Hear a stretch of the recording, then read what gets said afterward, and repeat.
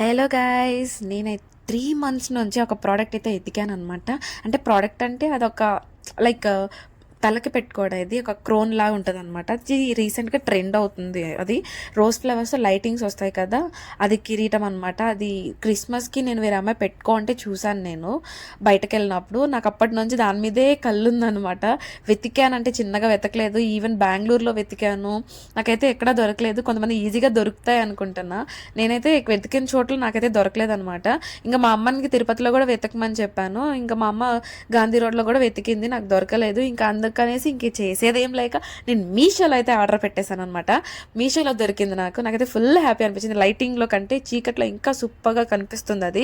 ఇదైతే 3 లైటింగ్స్ వస్తది.